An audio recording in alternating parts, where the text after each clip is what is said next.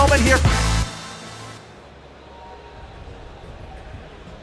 Hero going up against SeleCT in game number 2 on Whirlwind in just a moment. But as we said earlier, we have all sorts of free promos going on all weekend long.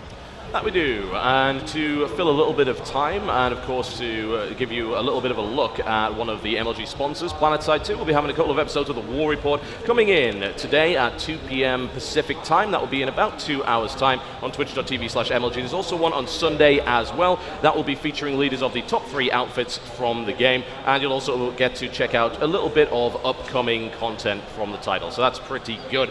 But as it stands, we have a game on the main stage which unfortunately has so far turned out to be a little bit of a dud, with the first game being a brutal finish there. Just the proxy pylon in the main base, probably the worst position you could ever possibly want to be in. But game 2 is on Whirlwind, it's less likely that's going to happen, and we might be in for the long haul.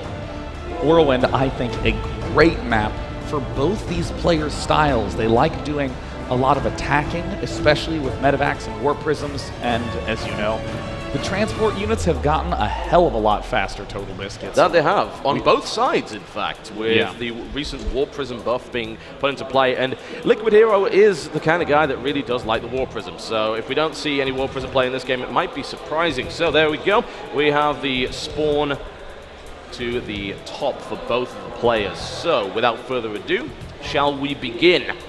To the northwest position, ladies and gentlemen, currently down 1 game in this best of 3 series. He will need your support.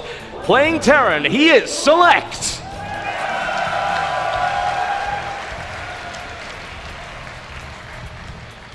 And his opponent up in the top right, looking to seize an MLG championship to go along with all the other ones he's collected for himself. If you'd like to see him advance, give a cheer for Liquid Hero.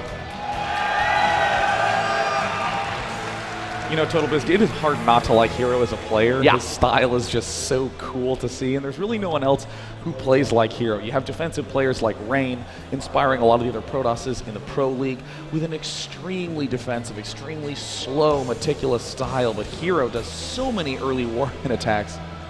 Yeah, he really, really does. Like, he is probably the Protoss that I've seen most reliant on the warping mechanic, which sounds ridiculous when every Protoss is, but he likes to bring not 1 but 2 warp prisms most of the time. Yeah.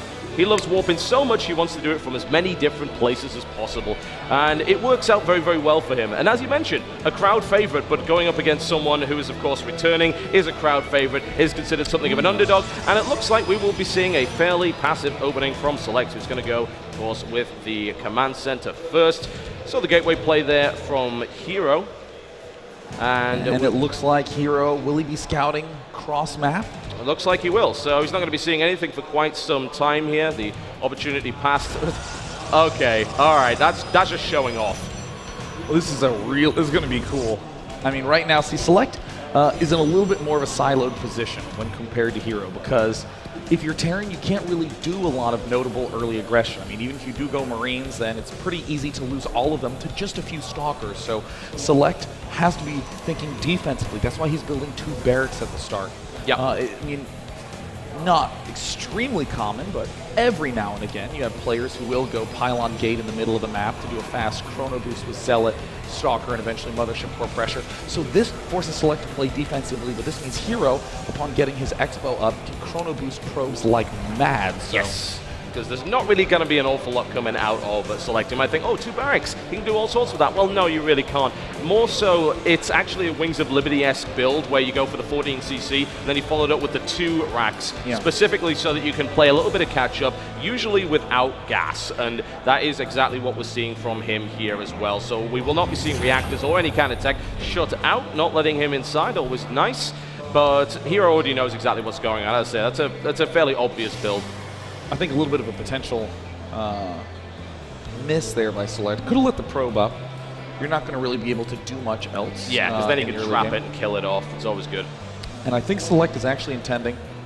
Oh, he's going to try to sneak command center in the bottom right. Wow, all right. That...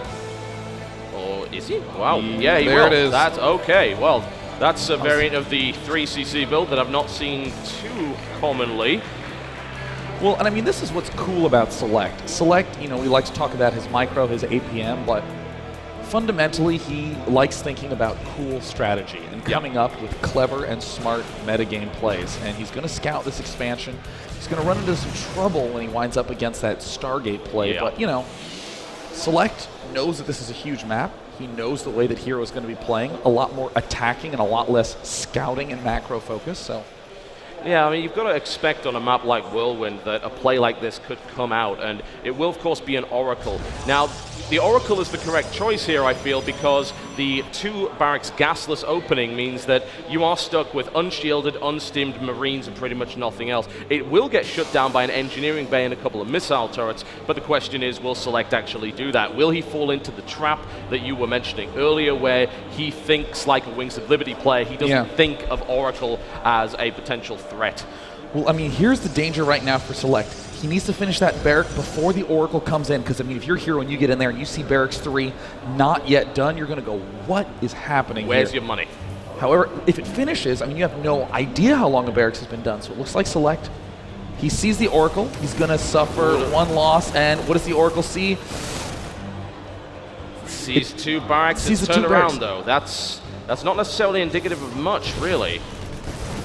Oh, nice micro by Hero. As always. I do not want to be the pilot to any ship that Hero's command. He's like, no, go when you have a hit point. But You're Hero, fine. we don't have any engines left. It's all right, Captain. All right, missile turret coming down. It's not going to finish, though, and he's going to take some SCV losses here. 2 Marines will not be enough. Of course, an Oracle can actually kill 5 Marines, but the missile turret is now finished. And now does he get that key scout? Well, he hasn't seen all of the base yet. He is now moving into the second mineral line. We'll be able to do some damage here as well. That'll eventually be thrown back. And the turret, if it gets a single shot off, it will go pop, but as it stands, he is not quite that silly. So he'll be able to hang back there. And he can't really be too much of a threat, because even the shields on an Oracle are not going to deal with a missile turret too well. But so far, SeleCT has survived this attack fairly well, hasn't lost too much, and there's more Oracles. Like, he's going up to 4 Oracles here. Now, this is an interesting position, because ordinarily, if you're in SeleCT's position, you're happy to defend for a long time, because you already have your base down at the bottom right. You just need to sit at home and wait for all the money to trickle in, so that way you can get the huge lead. So SeleCT, in a sense, is going, all right, cool. So far, so good. But Hero's getting ready to make a big push at the front. He's going to try to bust down, and it looks like Hero does not, SeleCT does not yet have stim. No, and the problem with this is that the amount of Oracles he's going up to here, he can use the Oracles in the attack. We saw early on in Heart of the Swarm this idea that you could use a lot of Oracles to actually bunker bust through the front, and against a Marine-heavy force, that many Oracles decimates it. And without that kind of support that you would get from Medivacs and Vikings, then you can't do anything about it. And I have a feeling that's what's going to happen here. Now, what is he going to be doing in the main? He spots it. Stim, +1's done. Stim not quite done yet. He's just trying to pull a couple Marines back into the main. But I mean, if you're Hero, you're going to be wondering, what is going on? What is this? Oh my God. That's going to be a lot of dead Marines. It took less than 2 seconds to obliterate that army. And so much for the bust. He actually went straight into the main. He's going to try and shut some buildings down here. Stim Marines will take out 1, 2, looks to try and take down a 3rd Oracle, and pulls back with the remaining units. There's nothing at the front. Empty bunker. Oh, there's the Guardian Shield going in. Hero exploiting the Heart of the Swarm tactics, and SeleCT getting completely wrecked. There's another time warp. He just easily force fields the units. It's a graveyard. This is absolutely brutal. There it is. And Hero smashes SeleCT in fine fashion, saying, welcome to Heart of the Swarm. Good Lord. You know, again, it's one of those things where you practice so much against the standard builds. Can I deal with Templar tech well? Can I deal with Colossus tech well? But when you start to get those really high-level tactical plays, you just need a lot of experience and a lot of practice. And Liquid Hero able to take the win, advancing on to the next round. SeleCT with the mannered smile and the handshake, ever the gentleman.